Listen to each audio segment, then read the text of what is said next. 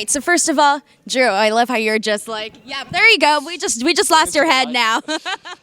We don't go into the light now. Drew, first and foremost, I just got to say, I think that you're one of the guys that has had a very interesting journey because, at the start of COVID, at the start of the lockdown, you were the guy, you were the champion. And, now it's been such a journey. And here we are at SummerSlam. We finally got people here in Allegiant Stadium. I kind of want to get your I'm sure throughout this entire time you were like, when is it going to be finally time? And now we're finally here.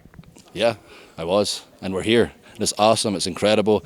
We've had fans back the past month plus. Every single show we've done, be it TV or live events, the fans have been making noise from the beginning of the show to the end of the show. For someone like myself who's been very in their face in a prominent position for a year and a half, especially fighting for the title or being champion for 14 pay-per-views in a row, 18 months in total, to still have the fans on my side, still have that connection. It's been incredible. I've got the match with Jinder on Saturday, I have to say. Not exactly thrilled I'm not in a title match. Hurts my one feeling that I've got left. But nonetheless, Jinder and I, we've had such interesting journeys, very similar journeys. We've had to overcome a lot. And we're on a huge stage at Allegiant Stadium having this match together. I'm very proud of Jinder for all his hard work, all his dedication. But unfortunately, I'm going to have to embarrass him in front of the world. And that's the thing that we were kind of talking, to peel back the curtain a little bit. You and I were talking behind the scenes about that sword that we're seeing here over at the Superstore. Kind of want to get an idea. How does it feel to get to see, some new Drew McIntyre merchandise out there? I'm excited, very excited, because I've been wanting this sword, especially a light-up sword, for a long time. I mean, I figured kids might like it and stuff, and adults will definitely get it because it's inflatable when they're drunk and they can beat each other with it. But for me, I can't wait to get one. And I'm going to get back home to Scotland. I'm going to beat my brother with it. I'm going to beat Sheamus up with it when I see him. I might just beat up Jinder during the match with it because I don't know the end game with Angela, if I can actually stab him or not. We'll figure that out. That's maybe the big surprise at SummerSlam. I don't want to blow it yet. I got to say, I'm definitely going to be one of those people rooting for that. I'm going to be like, is he going to do it? Is he going to do it at SummerSlam? The second name for it, obviously I named it after my late mother. It's very special to me. But the other name I considered was Shanky the Sword. So it's quite appropriate when a Jinder's guys is called Shanky.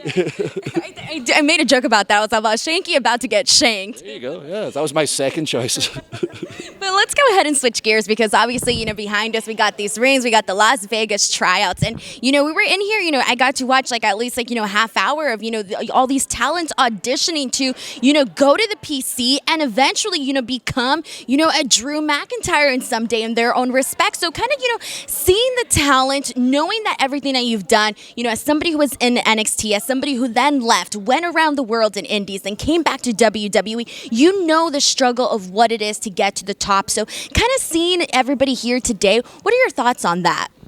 Yeah, I mean, I'm impressed what I saw. I know they've been here for 2 days. I know they've been put through their paces and a lot of drills, and the fact that I saw the last hour, they were still pushing so hard, still giving so much heart. That's what impressed me most. And there's a couple of them that caught my eye right away. I've been referring to it to everyone here. I call it the airport test. Basically, when you're sitting in the airport and someone walks past and your eye is drawn to them, you don't know why, or someone walks into a room, just they have a certain presence about them. They don't have to be like a giant person. I'm 6'5", 270. That's probably why people look over at me. But some people just have a presence about them, and a couple of people here today I noticed that with. But that's not going to take you all the way. You need the heart. You need the passion. This is not an easy industry to be in. It's incredibly rewarding, but at times you're going to be tested physically. You're going to be tested mentally. You've got to have it in here. You're not going to make it. And I saw a lot of heart, and not everyone's going to make it today. That's fine. If they really want this, if it doesn't work out today, go out, find it, work on it, find a reputable school, get your reps in, and get your second chance, and don't take no for an answer.